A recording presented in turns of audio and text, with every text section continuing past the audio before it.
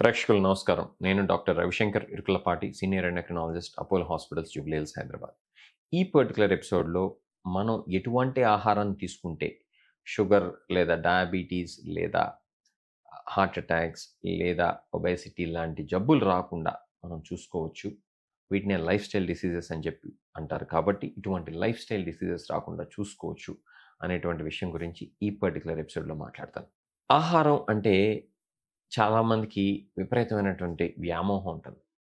ఆహారం అనేది ఇష్టపడినోళ్ళు చాలా తక్కువ మంది. ఆహారంలో ముఖ్యంగా మనం గనక ఒక ఆరోగ్యానికి సంబంధించినటువంటి విషయం కింద పరిగణిస్తే వీఆర్ వాట్ వి ఈట్ అని చెప్పుకోవచ్చు. అంటే మనం ఏం తింటామో దాన్ని బట్టే మన ఆరోగ్యం ఉంటుంది. మనం తినాల్సిన దానికన్నా ఎక్కువగా కనుక తినేస్తే రకరకాలైనటువంటి ఆరోగ్య సమస్యలొస్తాయి.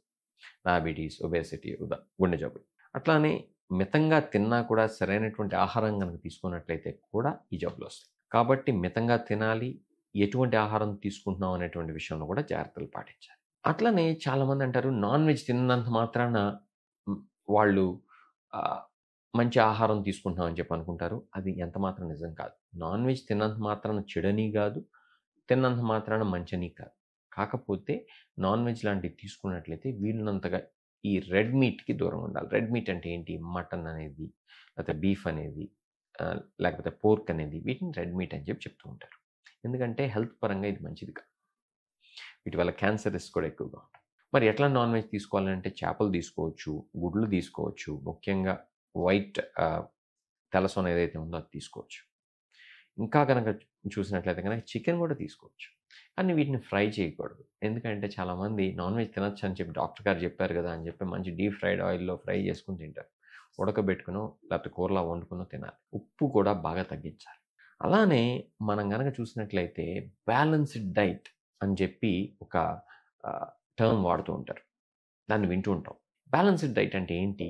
సరైనటువంటి పోషక పదార్థాలు ఉన్నటువంటి అంటే సరైనటువంటి న్యూట్రిషనల్ వాల్యూ ఉన్నటువంటి డైట్.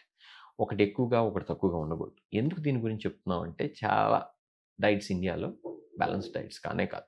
వీటిల్లో సరైనటువంటి ప్రోటీన్ కాంటెంట్ ఉండదు. మైక్రో న్యూట్రియంట్స్ ఉండవు. మైక్రో న్యూట్రియంట్స్ అంటే ఏంటి? Vitamins, minerals.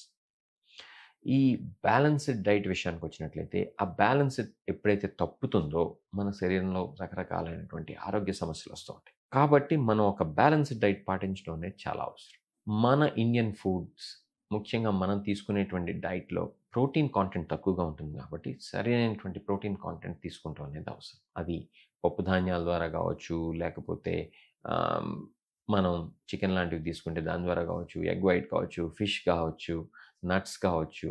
అలానే కార్బోహైడ్రేట్స్ విషయానికొచ్చినట్లయితే గనక రిఫైన్డ్ కార్బోహైడ్రేట్స్ తగ్గించేసేయాలి. రిఫైన్డ్ కార్బోహైడ్రేట్స్ అంటే ఏంటి?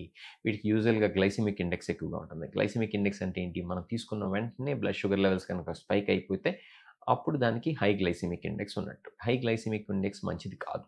లో గ్లైసెమిక్ ఇండెక్స్ ఉంటే మంచిది. కాబట్టి ఈ యొక్క రిఫైన్డ్ కార్బోహైడ్రేట్స్ మానేసి ఫైబర్ ఎక్కువగా ఉన్నటువంటి డైట్స్‌ని తీసుకోవాలి. అట్లనే ఈ వైట్ రైస్ అనేది మన ఇండియాలో బాగా ఎక్కువగా వాడుతుంటాం. వైట్ రైస్ స్థానంలో మిల్లెట్స్ వాడటం, ఓట్స్ వాడటం, కీన్వాని వాడటం, అట్లానే బ్రౌన్ రైస్ లాంటివి వాడటం, ఈ లో గ్లైసెమిక్ ఇండెక్స్ రైస్ వేరియంట్స్‌ని వాడినట్లయితే గనక మనకి ఈ డయాబెటిస్ లాంటివి, ఒబేసిటీ లాంటివి వచ్చేటువంటి అవకాశం తగ్గుతుంది. ఇక్కడ చెప్పుకోవాల్సినటువంటి ఇంకొక ముఖ్యమైనటువంటి విషయం ఏంటంటే ఫ్యాట్స్ అండ్ ఆయిల్స్ గురించి. చాలామంది ఏంటంటే విపరీతంగా ఆయిల్‌ని వాడుతూ ఉంటారు ఆహార పదార్థాలు. దానివల్ల తెలియకుండానే శరీరంలో కొవ్వు పెరిగిపోవటం, ఒబేసిటీ రావటం, అట్లానే కొలెస్ట్రాల్ లాంటివి పెరగటం, బ్లడ్ ప్రెషర్ లాంటివి కూడా ఇండైరెక్ట్‌గా పెరగటం చూస్తూ ఉంటాం. కాబట్టి కేవలం salt and refined carbohydrates like sugars మాత్రమే కాదు, ఆయిల్స్ కూడా బాగా తగ్గించేసేయాలి. రిఫైన్డ్ కార్బోహైడ్రేట్స్ తగ్గించాలి. ప్రోటీన్ కాంటెంట్ బాగా తీసుకోవాలి. అంటే ఎక్కువగా తీసుకోమని చెప్పట్లేదు. అలానే ఈ విషయానికొచ్చినట్లయితే ప్రోటీన్స్ తీసుకోమన్నారు కదా డాక్టర్ గారు అని చెప్పి రకరకాలైనటువంటి ప్రోటీన్ సప్లిమెంట్స్ వాడేస్తూ ఉంటారు. తీసుకోవాల్సినటువంటి అవసరం ఏం లేదు. మనం న్యాచురల్‌గా గూడా ఇది వెజిటేరియన్ అయినా కూడా న్యాచురల్‌గా మనం సరైనటువంటి ప్రోటీన్ కాంటెంట్ ఉండేటువంటి డైట్‌ని తీసుకుంటాం అనేది పెద్ద కష్టమేం కాదు. కాకపోతే దాని గురించి సరైనటువంటి అవగాహన ఉండాలి. ఇంకా చెప్పుకున్నట్లయితే గనక మైక్రో న్యూట్రియంట్స్, వైటమిన్స్, మినరల్స్ ఇవి ఫైబర్‌తో పాటు ఫ్రెష్ ఫ్రూట్స్ అండ్ వెజిటబుల్స్‌లో ఎక్కువగా ఉంటాయి. మనం సీజనల్ ఫ్రూట్స్ ఏ సీజన్‌లో ఫ్రూట్స్ వస్తే ఆ ఫ్రూట్స్‌ని మనం రోజుకి 4, 5 సార్లు కనుక తీసుకున్నట్లయితే చక్కగా స్మాల్ క్వాంటిటీస్‌లో అప్పుడు మన శరీరానికి కావాల్సినటువంటి ఫైబర్ అలానే మైక్రో న్యూట్రియంట్స్ కూడా లభిస్తాయి. ఇంకొక ముఖ్యమైనటువంటి గమనిక ఏంటంటే, ఇవి తీసుకుంటున్నాం కదా అని చెప్పి, తీసుకోమన్నారు కదా అని చెప్పి జ్యూసెస్ చేసేసుకొని ఫ్రూట్స్‌ని దాంట్లో ఇంకొంచెం షుగర్ యాడ్ చేసుకొని తీసుకుంటూ ఉంటారు. అది ఎంత మాత్రం మంచిది కాదు. ఎందుకంటే ఆ గ్లైసెమిక్ ఇండెక్స్ అనేది ఫ్రూట్‌కి తక్కువ, ఫ్రూట్ జ్యూసెస్‌కి ఎక్కువ.